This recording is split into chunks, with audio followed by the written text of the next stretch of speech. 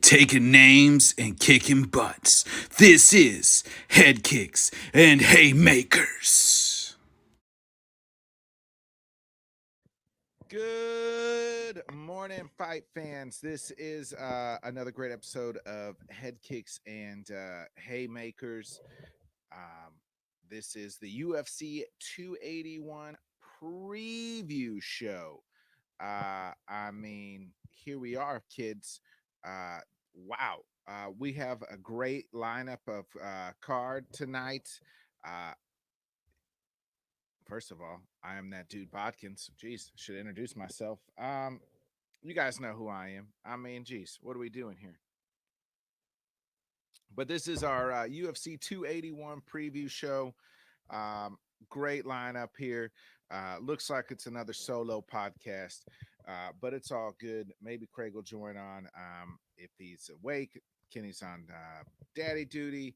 Hey, it is what it is. Hey, it is our UFC 281 preview show. I'm excited just to even talk about these fights, um, break them all down. This card is stacked again. 280, another good stacked card here. I'm from like there's some good prelim cards. You look at this prelims, Molly McCann. This is a huge step up for Molly McCann. Her last two fights, obviously wins. And then you look at she's going against Blanchard, who's a tough fight. If Molly wins, maybe she gets a title shot after this. It'll be interesting. Aaron Blanchard's that's a tough fight. Aaron Blanchard 9-1, Molly McCann 13-4. Uh, Molly's coming off those two knockouts that we saw earlier this year. Molly wins this one. That's 3 wins in a row in a year. She could be very much be female fighter of the year award winner, but she's a tough dog in this one at -400 or plus 310. I hope she can get it done. I'm all in on that London team of Molly McCann and Patty Pimblett. You guys know that, and but Aaron Blanchard she's tough. You look at the rankings. I mean, this is both these girls could kind of stake claim.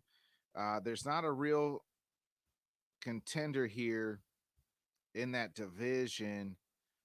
We know in the flyweight division, we know Chevy's the champ, but Tyler Santos gave her all she could handle. And you have number 15 Molly McCann fight number 12 in Aaron Blanchard. So Molly's trying to reach that top 10 tier. Everybody else. Valentina's fought. I don't think they're good. Man, that would be tough to give Molly a title fight if she beats Aaron. Maybe she fights somebody like Macy Barber, Casey O'Neill. Give her another Jessica Andrade, Lauren Murphy. But there just hasn't been a whole lot of people to really present themselves. But Molly McCann's got what she's done for herself is, hey, she's got the highlight knockouts. She has the big name. I think people seem to know her, seem to know a lot about her. So that was kind of like that's kind of one of the number one. That was like then you get into the other prelims here. Dominic Reyes, Ryan Spann. Reyes, we haven't seen it almost over a year. Last two times he fought was just viciously knocked out. Uh, Lost to Yuri. We haven't seen him since May of 2021. That was the last time Dominic Reyes fought, folks. So it's been a while for the Dominator. He says he's back. He feels like he's Dom 2.0. His defense has improved. He's on a 3-fight losing streak. Um, Remember, lost to John Jones way back right before the pandemic and John Jones's last fight, February 8th of 2020. And then Jan Pahovic lost that fight. And I just feel like I feel like Reyes cannot get past, and we've talked about this before, He can't get past the John Jones thing. Like, felt like he won that fight, lost to the judges in unanimous decision. Felt like he did enough to beat Jones, and I just like he can't get past it. Still talks about John Jones. Hasn't done so much this time, but you look at the last two times, two fights. That's all he talked about leading up to. It's not his opponent, but was John Jones. So this is a get right, hopefully a get right fight for Dominic Reyes. As Span, uh, as he fights Span, who's 20-7. Reyes is the is the favorite in this one. But the last two times we saw Reyes, I mean, he was knocked out brutally by Jan Blachowicz, knocked out brutally by the champ in Yuri. I mean, to his defense, I mean, these three losses, he's lost to, John Jones, champ, Yuri, Jan Blachowicz, champ, and now Yuri, who is the champ now. So it's not like he's lost to nobodies. But before that, he was on a, guy had never lost before those three fights, and he's beaten tough, beat Chris Weidman, beat Ozdemir, beat OSP. So he's beat Jared Cannonier. So he's beaten some tough guys as well. So I'm looking forward to seeing Dom back. He's just a slight favorite at minus 220. And then you look at Darren Span or Ryan Span. He's coming off a win in Cutabella against Cutabella in May. Did miss weight, so but he's kind of been lurking around, this in the rankings as well. Let me pull up the rankings here again. In this light heavyweight title, I was kind of disappointed this fight was not on the main card. I felt like it should have been. I got into it with somebody on Twitter. They were just kind of going back and forth, and we were just kind of, I said, take Frankie Edgar off of the paywall, and this fight means more as far as rankings, right? Like Dominic Reyes is number 7, Ryan Spann number 12. Like Frankie Edgar's fighting an unranked guy, and it's Frankie Edgar's retirement fight. Why not put that on the prelims and let everybody see Frankie's retirement?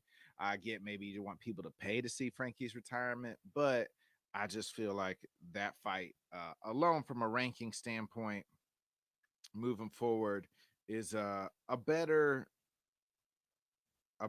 fight, right? Like a better fight for rankings to be on the pay-per-view, more exciting fight. And we'll get into the Frankie Edgar fight here in just a minute too. And then, so I like, I'm going to make some picks here. I like the Molly. Hopefully Molly McCann wins. I put a little bit of money on her because she is plus 310. So let's go, Molly. Then you look at the Reyes Ryan Span. I like, I'm hammering home. I'm going to hammer home Dominic Reyes here. I just like that fight. And then you get to the featured prelim. It's Brad Riddell versus Rentano Mancano. Brad Riddell hasn't fought in a little while. Mancano, last time we saw him, he was getting pieced up by RDA. He took that fight on a short notice, but up to that had won 2 fights in a row. In this featherweight, featherweight or light in this lightweight matchup. Brad Riddell, he's always a guy that's a tough out, has lost his last 2 to Faziz and Jalen Turner. He's always he's like that number 15, 16 type guy that you got to beat to get into the rankings. Riddell is the dog in this one at plus 105, Meccano at minus 125. So it's kind of close here. Riddell's tough. I mean, like I said, you look at he's always that kind of guy to get into the rankings that you have to fight to get in. He's that Drew Dober type as well. So, and then Meccano's always kind of fighting around there. He's, fought some tough guys as well. So you know,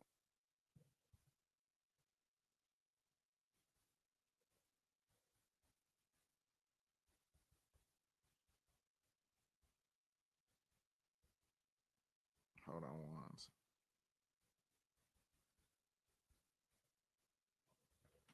Tough fight, but that's a. I mean, I don't even understand how that's like the featured prelim either.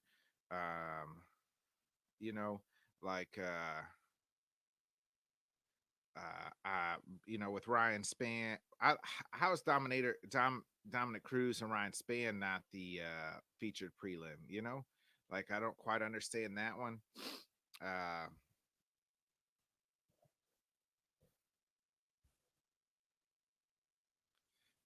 and then you got these two guys fighting. Like again, like as far as rankings are concerned, isn't the Dominator Spann like those are two highly ranked guys, and they're in what used to be the featured, you know, featured division in the UFC, that 205, pre 205 weight class, the light heavyweight. Like like that's the guys that I felt like the UFC always promoted back in the day. Obviously, you had John Jones. Even before that, you had Chuck Liddell. You had a couple other big guys. Rampage, Rashad Evans, Tito Ortiz. Like those guys were always in that division. Like that was kind of like their glamour division. I always felt like, and now it feels like it's kind of shifted down to, the 170s, 155 type guys. Thanks to guys like Conor McGregor. I mean, 170's always kind of been tough. GSP, Robbie Lawler, and them boys, but man, it's just tough here. I so I don't understand like the match order. Like I probably would have put first. I probably would have put Spann and Dominic. sorry, and Dominic Cruz into the pay per view and put Frankie Edgar as the main prelim. But and then I probably would have done this Brad Riddell, and some of that might be because Eugene Behrman is there's 4 fights on that KG, on 4 fighters that he's working with on this card from the KCB gym. So that might be why, and maybe he's just going to stay out there because we're going to get into the, obviously the main card here, and that is the first fight, and that's Dan Hooker versus Claudio Puelles. Dan Hooker's ranked number 12 in the lightweight as he makes his return back to lightweight. Remember, earlier this year, he fought Arnold Allen at featherweight. Dan has just been searching for things here. I feel like the last few years, but he's fought so many tough guys. Dan Hooker, 21-12. He's the favorite at minus 155. And Claudio's on a 5-fight winning streak. He's 13-2. He's 5-1 in the UFC. I mean, Dan Hooker's lost 4 out of his last 5, but listen to these names, and not many fighters are taking these 5 fights. It lost to Dustin Porier. Dustin's a tough SOB. Obviously, fought former, interim title, just fought for the belt, is on this card as well, and we'll get into that one here in just a minute. Then you look at fought Mike Chandler in his UFC debut. Mike Chandler's UFC debut. Lost to Mike Chandler in the first round. Mike Chandler fought for the title belt. Is a top 5, lightweight. Then he fought Islam on short notice, the lightweight champion. Fought Arnold Allen in London, nonetheless. Said he didn't even know where that card was at. They just offered Arnold Allen. He said, sure, I'll take it. And then they realized, oh, that's the London card. And he said, oh, shit, it's the London card. So, I mean, I love Dan Hooker. He's the anytime, any place type guy. But he's been, but lost to Arnold Allen earlier this year in, his featherweight as he tried to make featherweight. But back now, he's moving back to lightweight. I think that's where he belongs. He's a tough guy, tough SOBs, always kind of been that type, gatekeeper type. Claudio's trying to make the rankings. You beat Dan Hooker, you're in. But Claudio here, 13-2, 5, like I said, 5-fight winning streak, 5-1 in the UFC. He's trying to get into the rankings. He's it's almost even at plus 125 for Claudio. Man, I really love Dan Hooker, man. I just love those guys that anytime, any place, it doesn't matter who you are. I want to fight you. I want to beat you. I'm hammering home Dan Hangman Hooker, baby. Give me the Dan Hooker. It's going to be a tough fight. I think Dan can get it done. I hope he does. Man, if Dan loses this one, I just don't know where he goes. This is the hopefully get right fight for Dan Hooker to kind of get him back on track. It's been a while since he fought. I mean, he fought in March, so and again, it's not like he's losing to absolute turds. You know what I mean? Like guys that are bums. He's losing a top fight. You know, like I said, top five guys in all those divisions. So hopefully he can get this one. I think he gets it done in kind of a unanimous decision. Uh, so let's go, Dan. Come on, man. We believe in you. Uh, we think you. We. I hope you can get it done. I think you can get it done. Uh, let's go. Let's get into the next one. It is the Frankie Edgar retirement fight. He's fighting a man. I wish they would have done Frankie a little bit better. Again, they give him this young up and comer and Chris Gutierrez, Frankie Edgar, who's lost 4 or 5 as well. And it's been bad for Frankie the last 2 times out. Right, had the vicious knockout. His face got kicked in by Cheeto. Uh, then he got remember right before that he got the fight before that was knocked out by Sandhagen.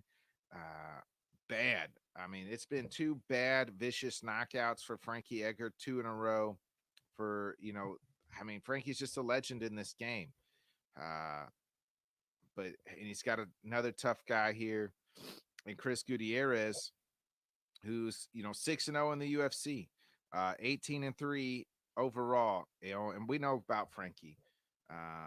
Frankie's fought who's who in every weight class, different weight classes. Has got it done. And whether it was lightweight, featherweight, and bantamweight, like.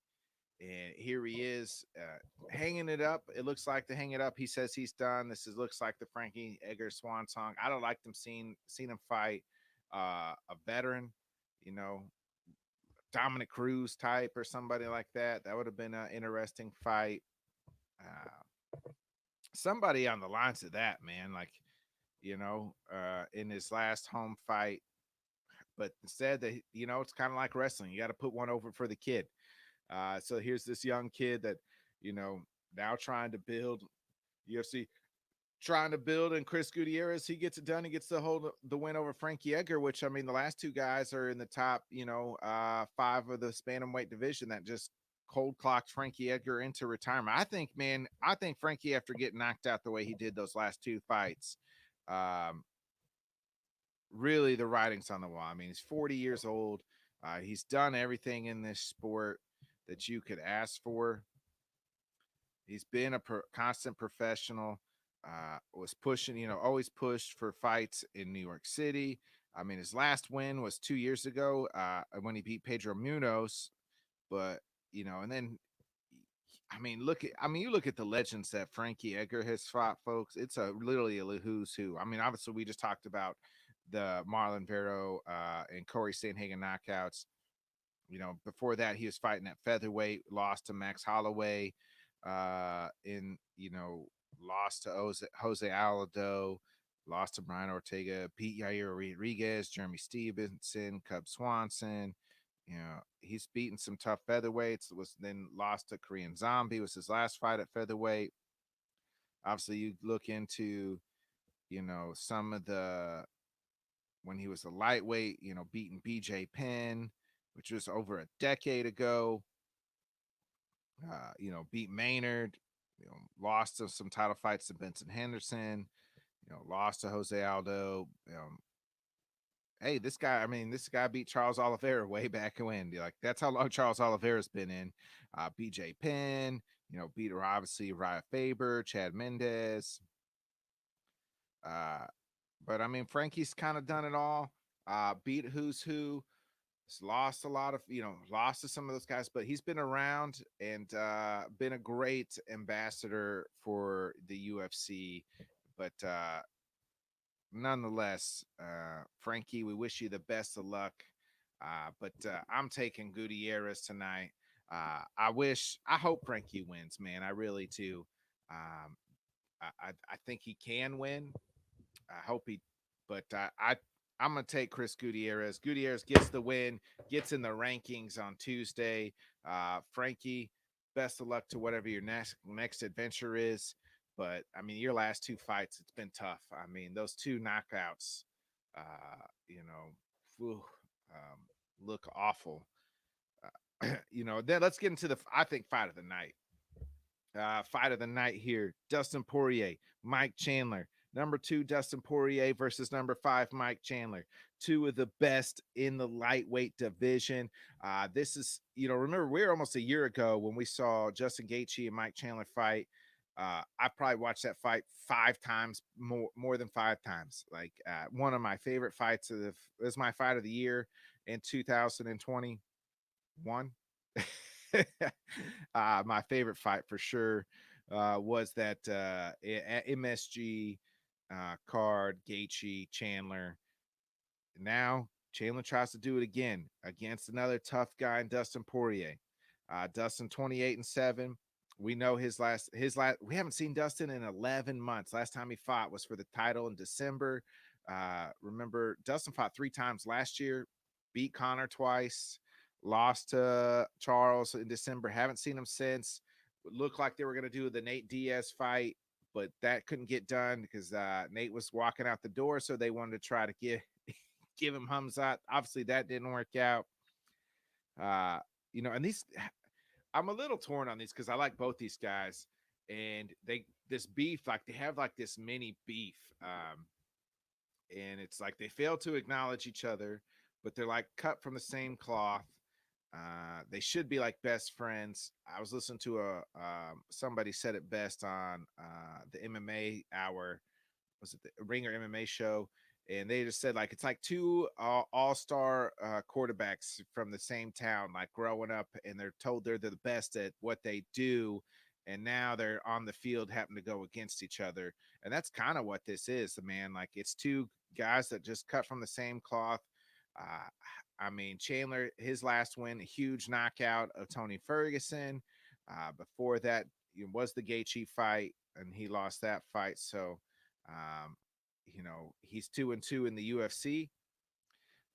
But I mean, let's talk about this beef here. So it goes all the way back when Chandler was like coming in, and if I remember right, it was they were trying to do Poirier Ferguson on the same card as Khabib and Gaethje.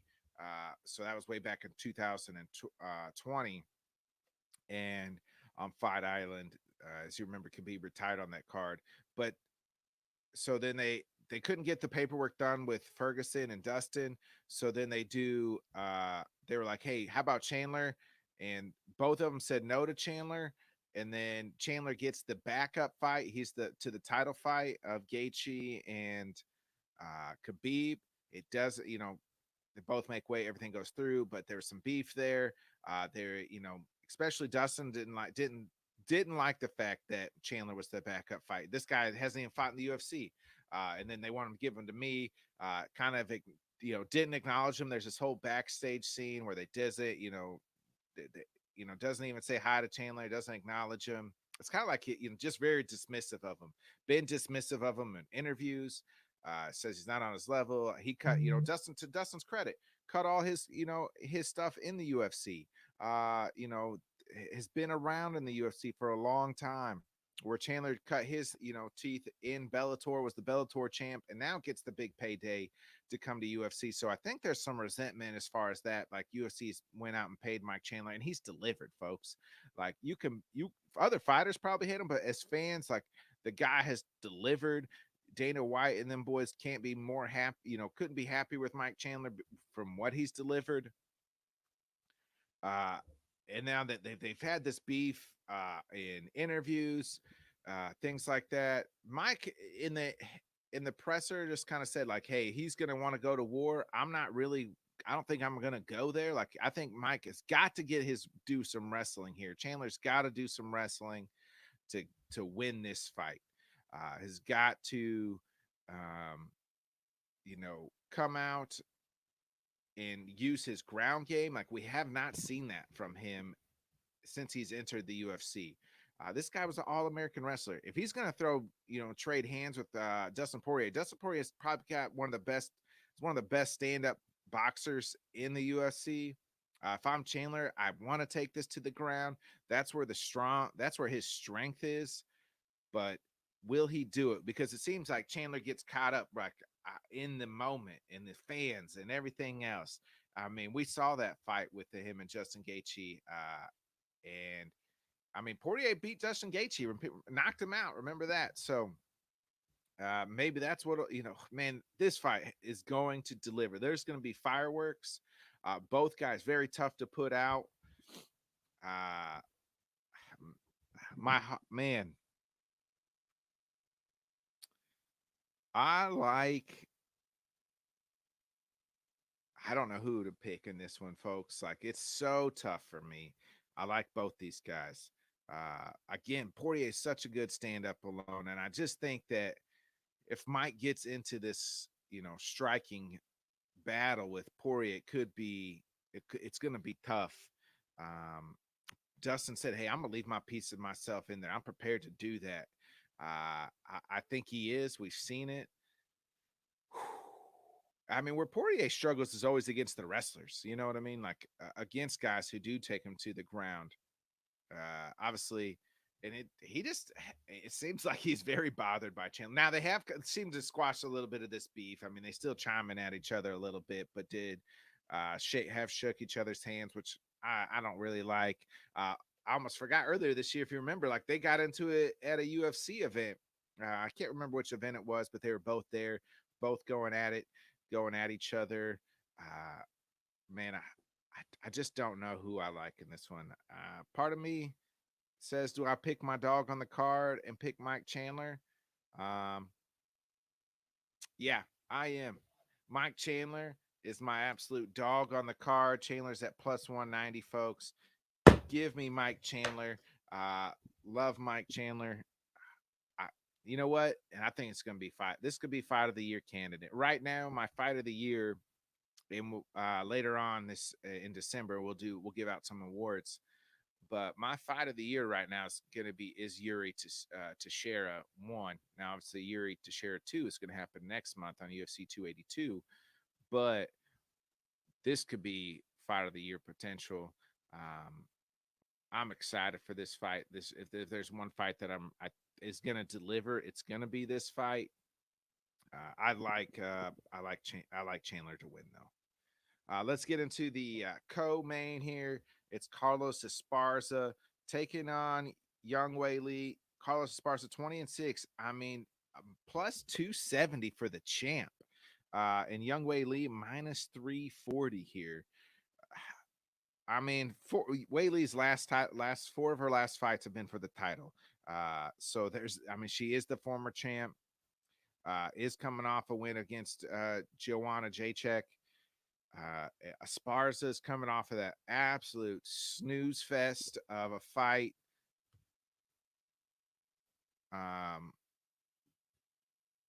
Snooze fest of a fight with Rose. Craig's chiming in here.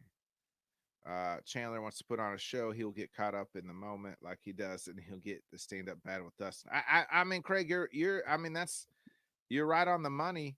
Like, very easily, that's exactly what could happen here. Like, that's very easily could what happened, and that's probably what happens. If Chandler wins, it's because he wrestled, and then it isn't fight of the night. It still could be fight of the night, even if it's a wrestle. Even if he fights standing up and then takes him to the ground, it could still be fight of the night. I think so. We'll see what happens. Does Chandler want to get the win, or does he want to? Because both these guys need this win, especially now that Charles is no longer the champ. So both of them could be, could get in here. They both need this win to maybe be one away. Depending on what happens with Volk and Islam.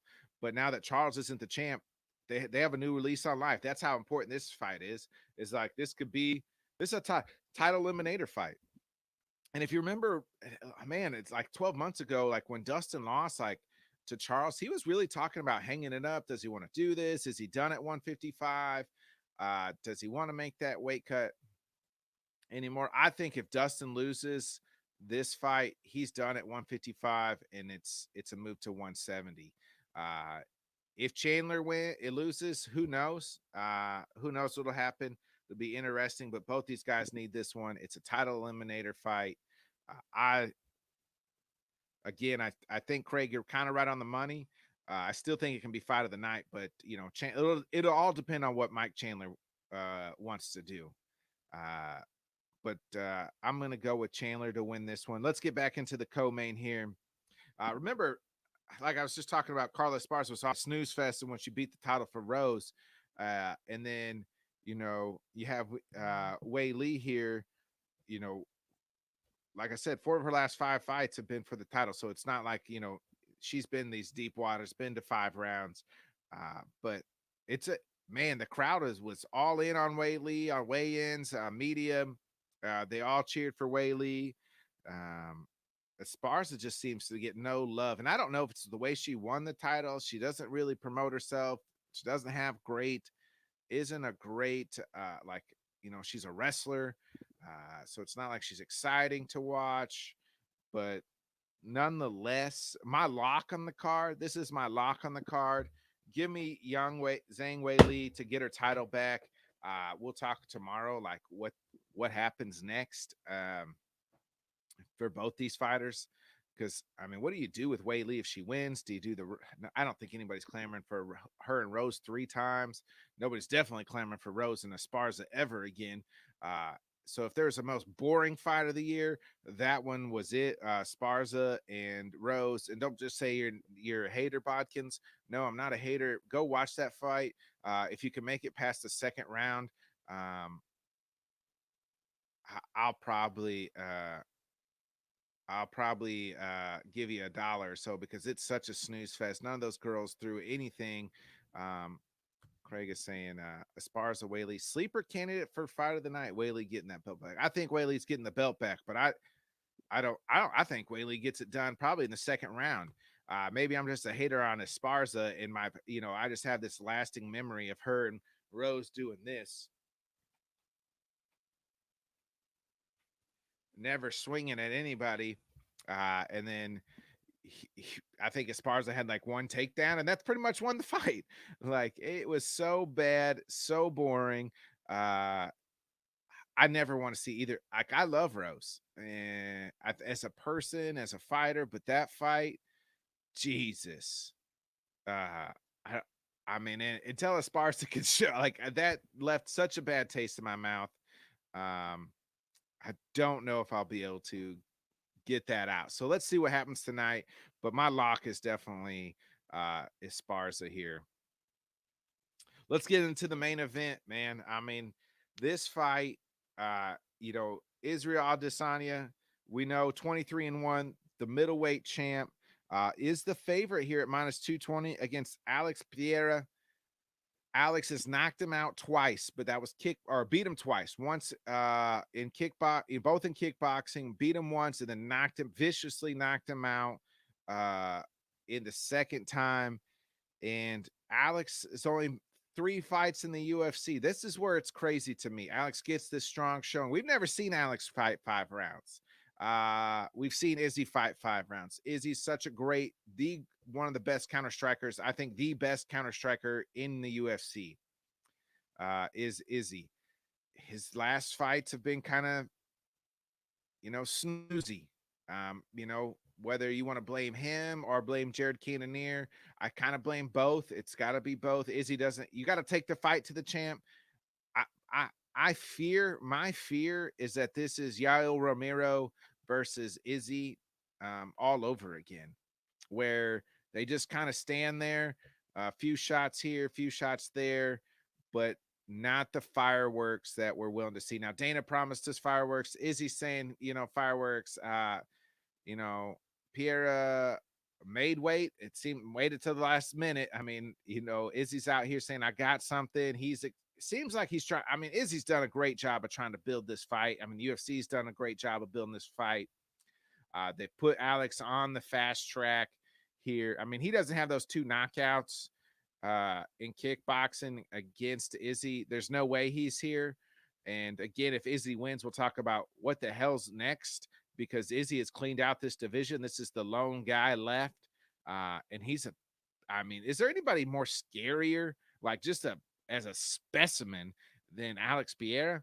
Like, the guy is scary. And then he came in yesterday on the ceremonial weigh-ins, had the face paint on, the feathers, like, I mean, true Indian looking, Native American. Sorry if you get offended, by the word Indian, but however you want to describe it, like, I mean, just Native American, just ready to go to war, had the war paint on. But man, I'm scared that this fight is not going to deliver. Definitely, I think it has the potential to be Izzy Yair Romero 2, because I'm just, man, I'm fearful, but we'll see. Alex has got to put that pressure on, has got to get to Izzy, and maybe he does. Maybe he decides that if he's down 2-0 or it's just not going, maybe he tries. I think it's going to be a stand-up battle. But I thought Jared Cannonier was going to do that, because Jared Cannonier has knockout power. But last time we saw Alex, I mean, Sean Strickland's still trying to find his jaw somewhere on that Vegas canvas. So, I mean, this is Izzy's 3rd fight of the year. Izzy wins this one, hands down, hands down will be fighter of the year candidate. Will be fighter of the year. I mean, you're the champ at fighting 3 times. Right now, I would maybe give it to Alex Volkanovski, because the way Alex dominated his 2 fights this year. Obviously, the last fight he broke his hand, and then I kind of give him a little bit of credit. So, Craig saying, go back and watch Izzy versus Peirrera kickboxing. Izzy was the better fighter then, and I think still is. Peirrera left hand can catch anyone, but Izzy's defense is not top. That's what, yeah. I mean, his defense is top notch. He's one of the best counter strikers. Izzy did say that man was on skates. Alex has kind of really trolled him a lot. Peirrera is so freaking tough. I mean, how does that guy, like, he's just so big, strong. I know everybody in the middleweight division is hoping this guy wins. And then what happens with Izzy if he wins? We'll get into that tomorrow.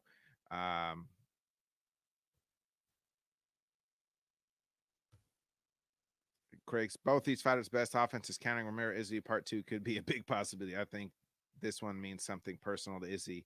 It does, I think, because it is out there. Izzy saying, hey, this guy should be he's really trying to hype up Alex, saying he should be the favorite. The guy knocked him out viciously. I mean, Eugene Behrman was on the MMA Hour and said, I was worried about Izzy after that knockout. I put some fights off for him because of the things that had happened.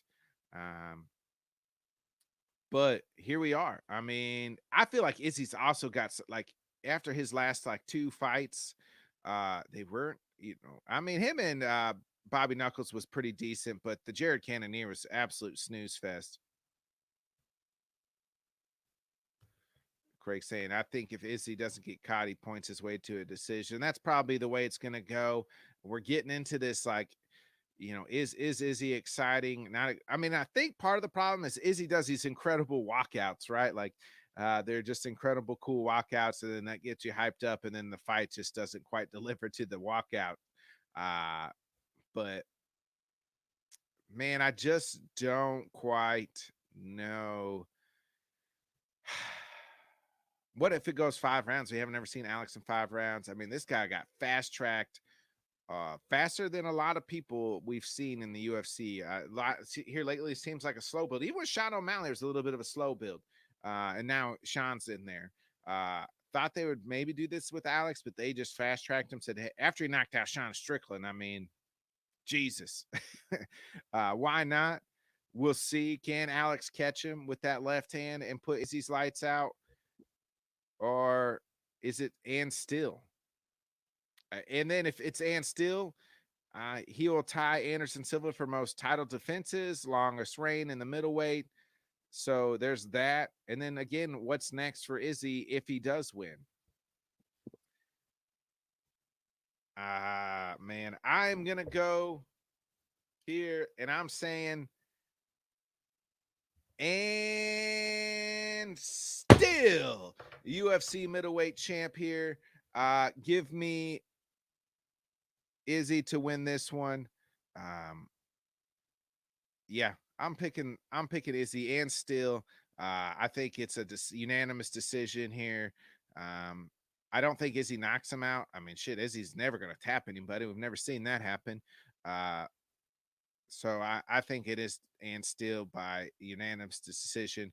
Great card. Let's see what happens. Hopefully, I'll be back tomorrow morning talking our post show. Kind of talk about what's next for each of these fighters. Talk about round up these fights. So catch me tomorrow, folks, right here, Head Kicks and Haymakers, right here on Let's Talk Sports and the Bodkin Show. And then also tomorrow night we'll do the our Week 10 reaction show for our Sunday night show. Possibly, I got some family coming in, so we may have to miss the old Sunday reaction show. So Craig's got Hangman Hooker, Frankie with a goodbye win, dog, and then Poirier, Whaley, Locke, and then he's got Izzy as his picks there. So Craig has made his picks. I'll text Kenny and get his picks in. Remember, folks, we are playing for the Head Kicks and Haymakers. I am the reigning defending champ. 3 pay-per-views in a row I've been holding this belt. So just like I'm holding it down on the fort, I'm holding it here. But yeah, so to recap here on the main card, I have Dan Hooker, I have Gutierrez, Mike Chandler, and Mike Chandler is my dog. I got Whaley as my lock, and then I got Izzy as well, and still. So we'll catch you guys next time. I'll be back in the morning. We'll see you then. We'll be back with our UFC 281 post show tomorrow morning, folks. So we'll see you then. I'm going to hit that outro, baby.